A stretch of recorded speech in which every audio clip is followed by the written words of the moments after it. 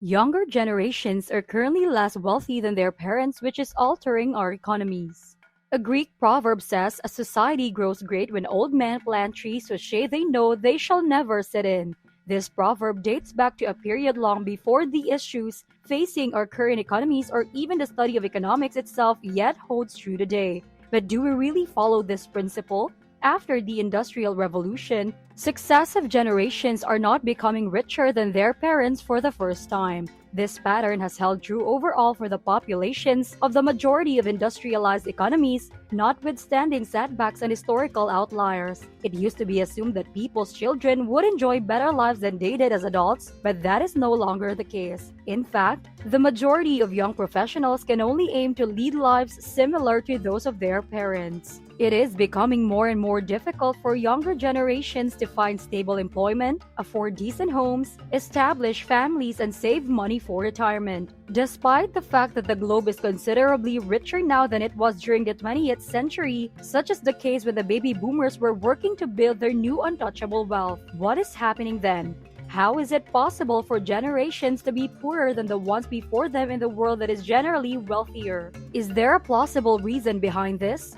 Is there a way to undo it if there is? And if there isn't, does it imply that we should anticipate that each succeeding generation would be poorer than the one that came before it? And it could also be worthwhile to consider this question. Does this even matter because everyone will eventually die and pass on the riches anyhow?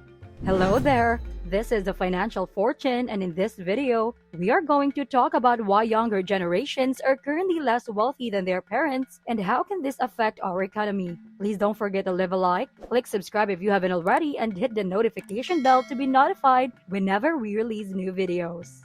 Here's the question for everyone. Is it better to be born into a large cohort with many individuals your own age or a small cohort with few people your own age? According to traditional economic theory, a small cohort is preferred since it reduces competition for fundamental resources, including natural resources and jobs, housing, social services, and admission to prestigious universities. But how can you account for the baby boomers then when overall are extremely prosperous despite being part of the largest population growth ever? After 50 years, homes are no longer just be places to live, they will also be investments. Even if it means eliminating all of the programs that helped them in their youth, baby boomers are now voting to maintain retirement benefits, pension plans, healthcare infrastructure, and the removal of wealth taxes when they get older. Of course, David Willett's work was primarily concerned with the UK. The majority of modern economies have seen this trend during the past 50 years, while there are certain individuals who choose to vote against their narrow self-interest in favor of the larger good.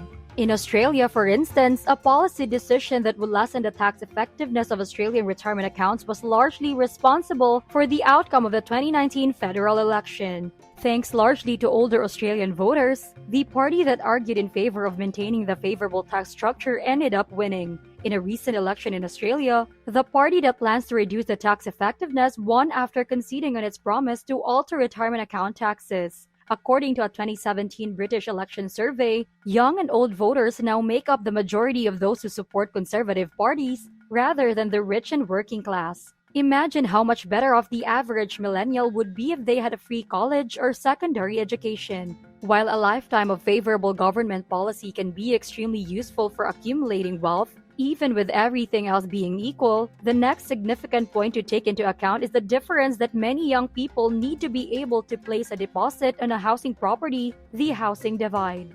Because there was a smaller labor pool available to companies, there was less competition for almost everything, including jobs. This added back all the apparent trade-offs that we had previously considered. Women had a very low labor force participation rate, which decreased the number of workers available and consequently, their bargaining power. However, it also meant that domestic responsibilities were typically handled, which decreased household spending on things like childcare, food, and general maintenance. Because of the lower outgoings and higher relative incomes, homes could frequently be paid off with little as 1 year's pay. Although inflation reached a high of 13.5% in 1980, it was only 3.5% in 1985. This was due to increases in consumer prices, not home prices, which actually increased at a relatively slow rate throughout these decades. The housing price growth in 1970s and 1980s did not surpass inflation, which is sort of the opposite of what we expect today.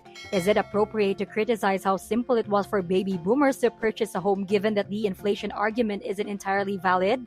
No, they still had it simple for two additional significant reasons. Contrary to expectations, they were rather aided by high interest rates. The savings goal is significantly accelerated by setting aside money for a deposit in an account that offers 10% interest annually. Higher interest rate also prevented housing prices from rising too high because doing so would make the payments unaffordable. Do you think baby boomers had it easier than today's generation? What are your thoughts so far? Comment down below and don't forget to leave a like in this video. So why the heavy emphasis on housing? Houses are a very significant aspect of life, yet they're also particularly wasteful. Because it doesn't create anything of value, real estate is somewhat uncommon as an asset. A house on a plot of land may increase in value and serve as a residence for its owners, or a source of rental income for an investor, but it produces nothing. Of course, there are currently investments that don't yield any kind of return, such as cryptocurrencies, but their market is extremely small in comparison to the global real estate industry. If Bitcoin reaches $1 million, that's terrific for the investors who bought it, and it will have a few minor ripple effects in other markets, as individuals withdraw their money to buy whatever the crypto millionaires buy, but it won't send anyone out on the streets. Housing affordability can do that. It has the power to limit the growth of entire economies. Every economy in the world is still, for better or worse, centered around big hubs of commerce or what the average person could refer to as a city. If housing costs in these places rise too high, it will be impossible for people to maintain employment since an increasing portion of their income will be used to cover rent. In the short term, this can be compensated by increased pay. However, these centers are essentially only running for the advantage of the landlords who are fortunate enough to own property there. Younger people will have fewer opportunities to perform all the things that older people do to create a healthy economy when money pools in their hands, such as acquiring a home, securing a solid job, and beginning a family in order to provide a steady supply of workers to support an economy. People who are waiting to be old enough to start living their lives cannot sustain an economy. We will need to deal with this issue, which is known by economists as the intergenerational wealth problem. Things like wealth and estate taxes are widely recommended solutions, but even if they did work, they're unlikely to be highly unpopular among the majority voting bloc that got us here in the first place. The final thing we had to ask ourselves is whether this is all the boomers' fault. A little bit of intergenerational fighting is all good fun, but pinning our current economic troubles on a single generation is not going to be very beneficial. Democracy is built on the principles of voting in your own best interest and enacting laws that serve the interests of the majority, and I don't think anyone will reasonably argue that this is a negative thing.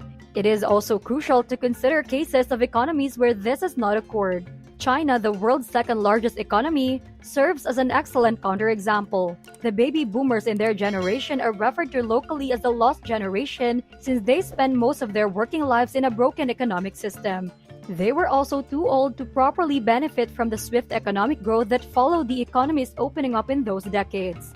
This meant that even while they still made up a sizable fraction of the population, they did not experience the same level of economic success as their Western counterparts. The boomers also benefited from economic prosperity, which was not always under their control. By historical standards, the second half of the 20th century was fairly peaceful. The abundance of inexpensive energy in the form of fossil fuels also led to a globalization of trade and an acceleration of growth. It was an excellent opportunity to get wealth, and many people did, which is likely the last component of this puzzle. Most people don't typically fall back into poverty after becoming millionaires or billionaires. These statistics will be distorted by the group of billionaires from this age, making them appear worse than they actually are. Keep in mind that the average member of a group with 1 billionaire and 999 people who are poor is a millionaire. Since most billionaires are somewhat old, their generational wealth numbers will be significantly impacted. Once more, if we examine the ages of billionaires in China, a nation where the generational populace doesn't really vote in the traditional sense, it becomes abundantly clear that wealth does not only come from the ability to influence public policy to suit you and your peers, but also from periods of strong economic conditions. That's it for this video. If you find this insightful, please hit like and share it with your family and friends. Also, click the subscribe button if you haven't already. This is The Financial Fortune, and thank you for watching.